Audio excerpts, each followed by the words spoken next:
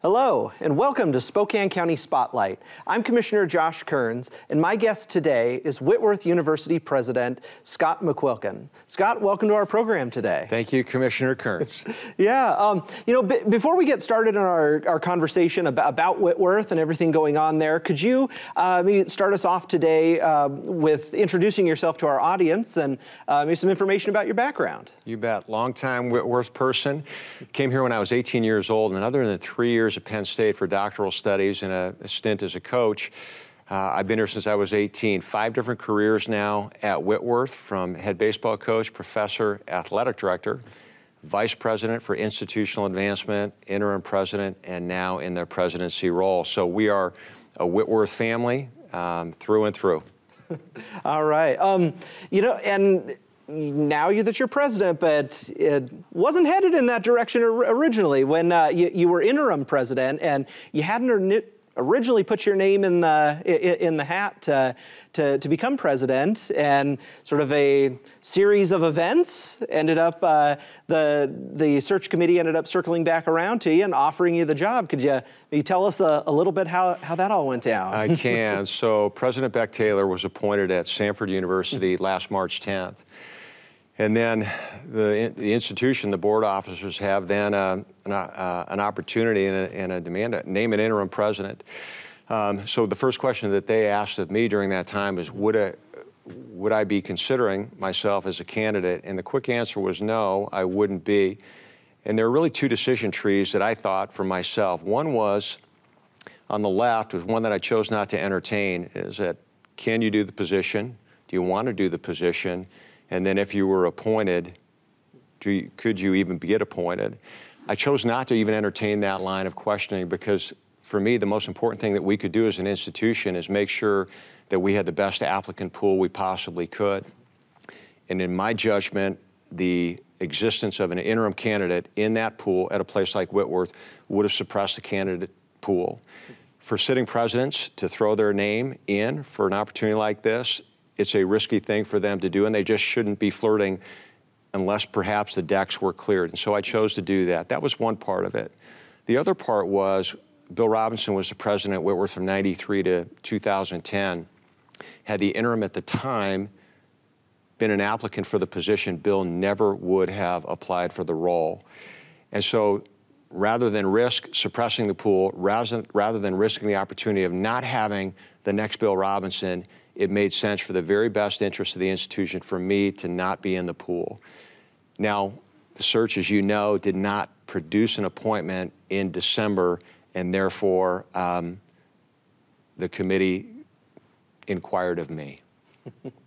Well, I think that shows to your character and your morals and quite frankly your commitment to the university. So I think the university made the right decision, and in the end it certainly worked out the way it was supposed to. Well, thank you. In mid-December, Janice and I, my wife Janice and I, who's an elementary school teacher in Spokane in the Meade School District, we had what we referred to as our last episode of Mary Tyler Moore, the Mary Tyler Moore Show. And you're too young, but in 1977, the last episode of that show, everybody but Ted Baxter, the bumbling newscaster, had been fired. And this scene, the last scene of the final episode, is Mary Tyler Moore looking back into the newsroom where she had spent so many years, and with this wistful look of, we will not be back, I will not be back again, and that has been a meaningful place. So Janice and I had our Mary Tyler Moore moment, last episode moment, where we had left the Hawthorne House, the president's home, after having hosted a group, and we had done that with the president's office, and we said, and we thought to ourselves, hasn't this been a neat thing to have the opportunity to do? We will miss that. And then a phone call came, and then we ended up, the responsibility was to move through that decision tree that I had chosen not to entertain. Can I, do I want to, could I get appointed? So you've only been on the job a short time, but I mean you know Whitworth inside and out. What do you think is the biggest challenge facing the university, and what's one of the early things that you'd like to accomplish as president? Yeah. So we just completed a 10-year, very successful strategic plan under President Beck Taylor. Our university council, had Beck remained, we would have been moving forward on planning for the next strategic plan, which will be a 5-year strategic plan. We have a mission, but then the visioning, the goals, objectives, the key performance indicators. What I chose to do, and with consultation with our university council, is we moved into preparing white papers and academic speech white papers, these SWOT analyses of particular areas about campus, so that we could help educate and inform a new president so that they would be moving forward with a strategic plan. So those white papers included things that are a challenge for higher education and things that we need to look at institutionally is the demographic cliff. And so in higher education, we know that there is an echo coming from the 2008 Great Recession where graduating high school seniors will drop by 500,000 in a single year. We will all be competing for students. Where's Whitworth in higher education landscape and Christian higher ed landscape? Our greatest competitors right now for students are primarily our state schools, not just private schools, but state schools as well. How is Whitworth equipped in diversity, equity, and inclusion landscape? This last year, 50% of our first-year students were either BIPOC, international, or first-generation students. So how is Whitworth equipped to do well by those students, so those students have a sense of belonging, just as a majority student, a majority culture student? Online education, there are shifts because of the pandemic. How is Whitworth equipped and able to move into those arenas as well? Graduate and continuing studies. And then the workforce of tomorrow, just like every other industry in America, we're experiencing that as well, where our employees are challenged by, some would prefer to work remotely, hybrid, childcare issues, stresses, family issues, even compromised because of the pandemic. So we're working through all those different ways and how to address those through this next strategic plan. So those are things that come to mind immediately. So you're dealing with all of those things all at once, it sounds like. But what's the typical day in the life of the president of Whitworth University look like? It's a long day, and it's a good day. So I'm typically on the clock by about 6 a.m., and that is working through correspondence, things that I need to prepare for the day. And then my meetings last pretty much from 8 until 4. Most days I try to take a break between 4 and 7, and then I'm back on dealing with correspondence that came in during the day that I need to be back on top of. But the great thing is this, is that for good or for bad, my face was splashed all over campus with this permanent appointment. And so while for students I was somewhat anonymous in the fall, now I'm seen on campus and students recognize me. And here's what's great about that, is most of my meetings, I choose not to have them in the president's office. I go to, whether it's a faculty member, cabinet member, staff person, go to their office. That affords me the opportunity to run into students, to run into others in buildings. And so now students see me and there's eye contact and I get to hear their stories, where they came from, what they're studying, what their interests are. So it's a long day, it's a good day, and it's on the very best day, it involves all kinds of interaction with our wonderful faculty, staff, and students. Yeah. Well, I can tell you, I'm a Whitworth alum myself, and one of the things that I find interesting, because my experience at Whitworth, I saw the president, I saw members of the administration, faculty from all the different departments, even the ones that I was not my major. And when I talk to people that went to other universities, they don't have that experience. They didn't get to meet the president. They don't meet members of administration. So that's one thing that I think makes Whitworth so special, is that communication, that relationship and bond that's really created between all levels of the faculty, administration, and the students themselves. So, it's incredible. You're right on that. First, because of a faculty-student ratio, you are known in class. It's known if you're not there, and you just may receive a follow-up call from a professor who says, I just noticed you weren't there. Just want to make sure that you're all okay. But the other thing I'll add to that too is our 3 children are Whitworth graduates. Our oldest is a teacher in town, second is in medicine, and our third is just finishing seminary. He's going to be a pastor. My wife is a Whitworth literature graduate. But at the weddings of our 3 kids, it just felt like a Whitworth community event because there were professors and staff who were mentors in the lives of our children and still are today, and fellow students. It is a wonderful community where you are known, where you are valued, and it's very, very difficult to get lost. Mm-hmm. That's right. That's right. You know, for some of our viewers that maybe are new to the Spokane area, or just for one reason or another aren't familiar with Whitworth, can you tell us what are some of the what were some of the majors that are offered there? Some of the disciplines that are offered at Whitworth? Yeah. So Whitworth is a comprehensive university, a master's level institution, but now we have just added 2 new doctoral programs in physical therapy and occupational therapy. Perhaps we'll have a chance to visit about those.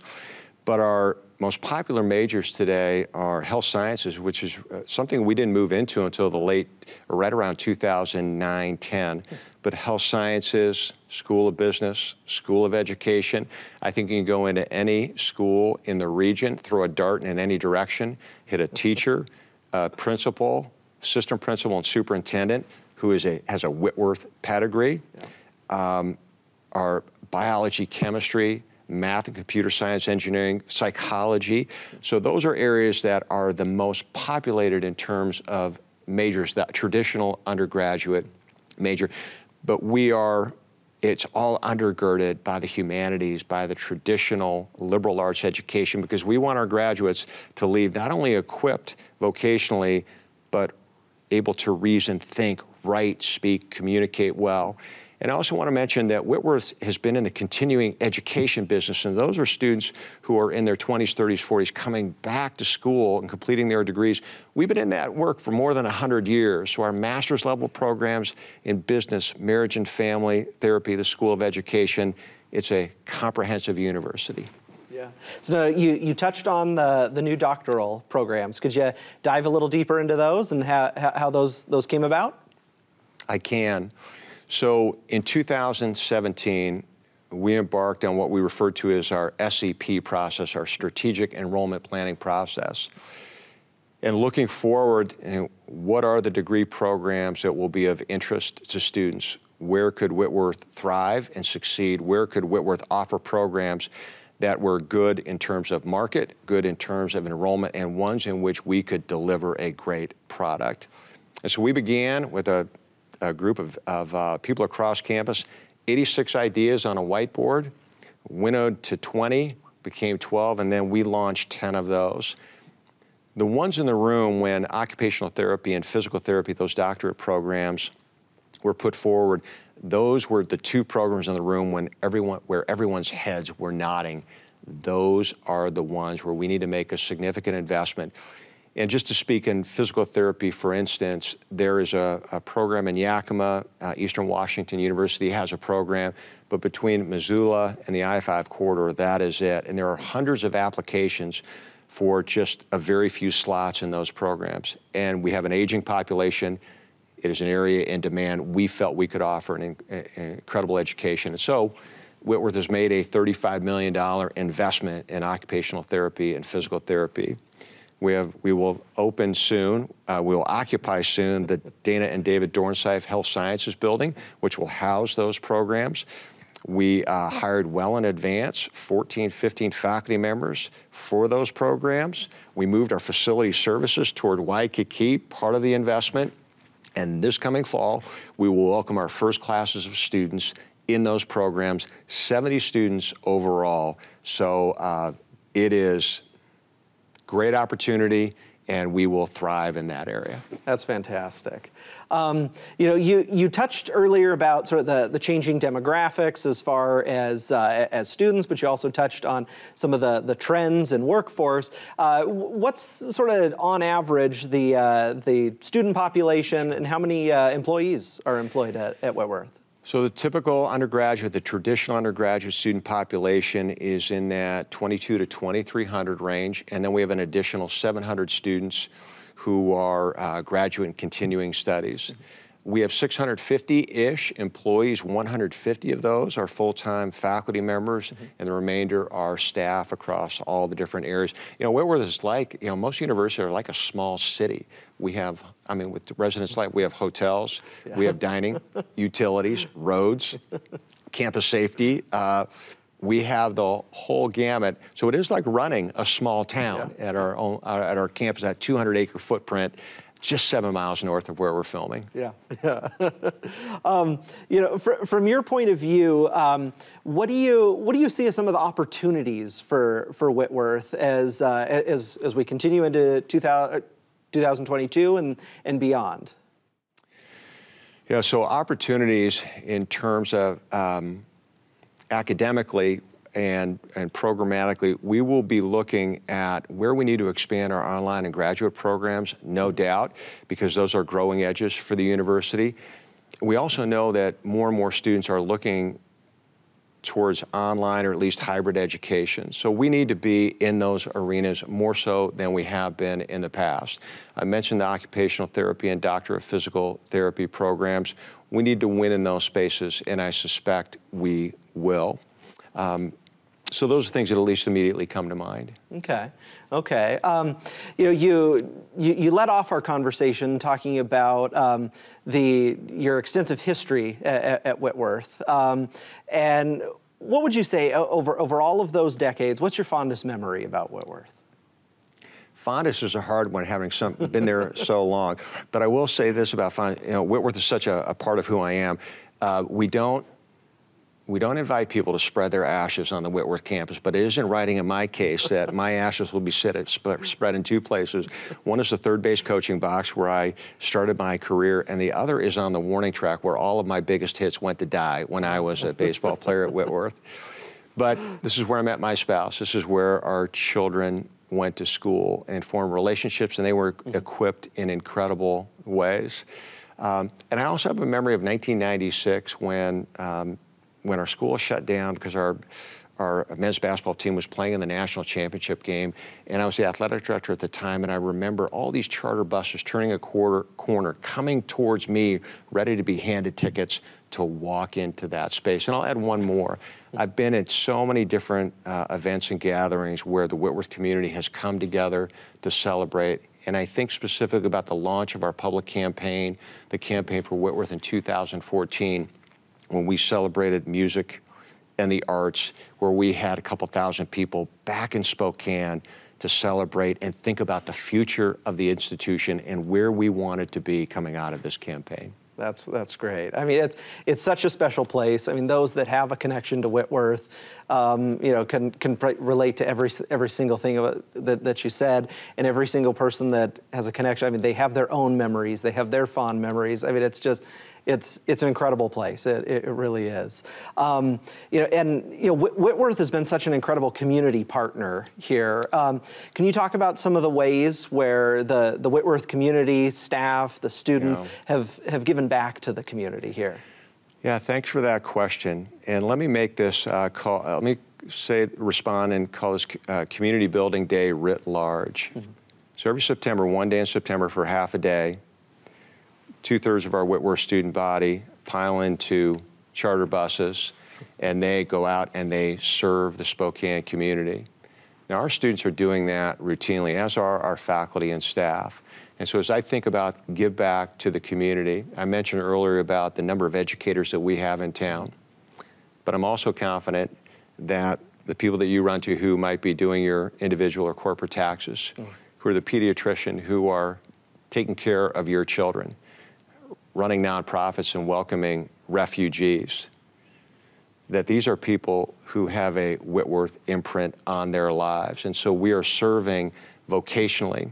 We are serving and leading in churches. We serve on boards, and we serve on community committees. So we are everywhere. And in some cases, we are also serving as county commissioners. You know, it's, you know, the involvement that folks have from Whitworth, and you know, it was one of my teachers in high school that wrote one of my letters of recommendation or reference letters. You know, when I submitted my application to go to Whitworth, and you know, it's just like you said, they're here. There's so many Whitworth alumni. They're ingrained in every aspect of this community, and you know, it's. Some of my fondest memories date back to being at Whitworth on that beautiful campus, and the relationships that have started. You know, my wife and I went to Whitworth together, created lifelong friends there. It's just an incredible place, and you really do create and grow a better connection with the Spokane community as a part of the Whitworth community. So it's, I agree. It's just an incredible place. We prepare students, we equip students, and then we launch them, and then we send them into a world that desperately needs them. Yeah. Yeah. When you're talking to one of those potential students who hasn't quite made their decision on where they want to go to college, what are some of those things that you try to highlight about Whitworth or emphasize to them about why Whitworth is such an incredible place to go? Yeah, thank you for that question, because Friday mornings at 10:05 a.m. I get the opportunity to do that. And I say something like this, is that this is the decision students are now looking at, and parents and thinking, for the next 2, 3, 4 years, is this the kind of place that I can call my home? As we think about the very best of our homes, and ours has its own warts, but at our home, at our very best, our kids would say they were loved, they were cared for, they were challenged, they were shaped, and they were held accountable. And so this is a place where we are looking at saying, students, this is a place where you could see yourself finding home. And then I say these things. I'm going to give it to you in 3 parts of speech: a conjunction, a verb, and 2 prepositions. The and, mind and heart. We provide students an education of mind and heart. The and is an important conjunction. We do mind really, really well. There's a reason that peer organizations rate us so highly, not just for the quality of education, but the undergraduate teaching that students receive. We do mind really well. Students get a first-rate education, and we do heart really well, that we take students wherever they are on their faith journey, and they will directly and indirectly bump into questions about faith. But when they leave Whitworth, they will know more about what they believe and why they believe it. And faith and reason, curiosity and conviction, this grand paradox, and equipping. We equip students to honor God, follow Christ, and serve humanity. There's a reason it's a verb. We will equip students academically, relationally, socially, spiritually, so that when they leave this place, they go into their vocation, their churches, their communities, and they apply a redemptive arc wherever they land.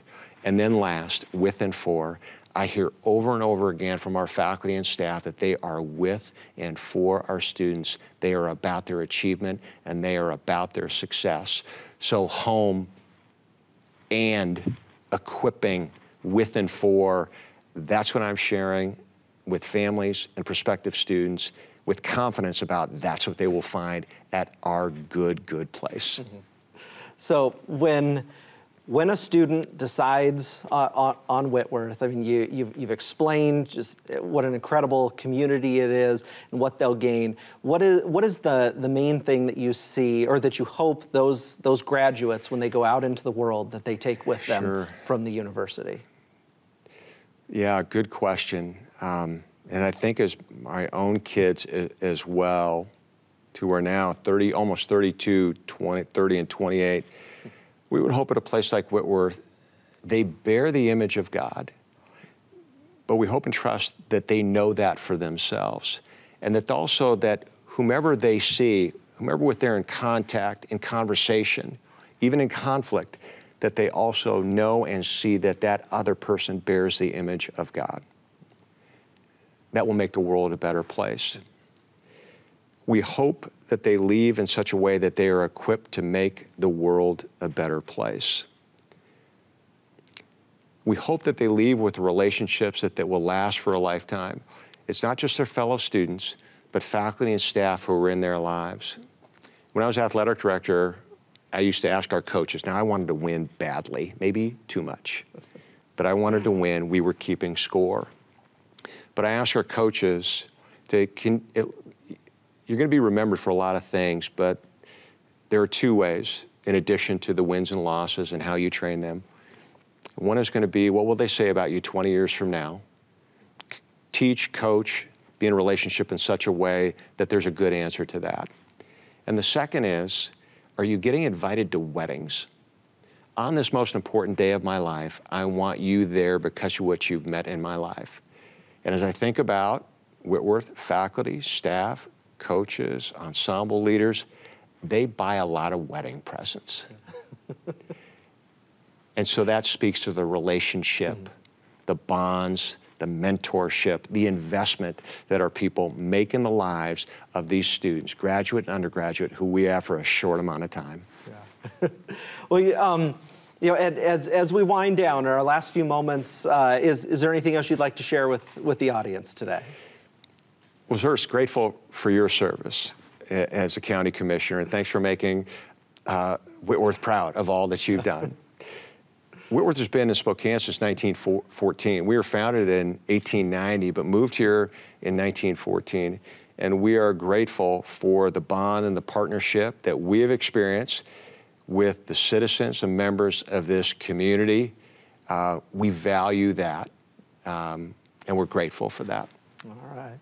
Well, Scott, I want to thank you for being here, but you know, I'm sorry we are out of time today, but it's been great to have you here. You know, I want to thank you for sharing with us all the great things that are happening at Whitworth, but you know, I'd like to thank our guest, Whitworth University President Scott McQuilkin. I'm your County Commissioner Josh Kerns, and thank you for joining us today on Spokane County Spotlight.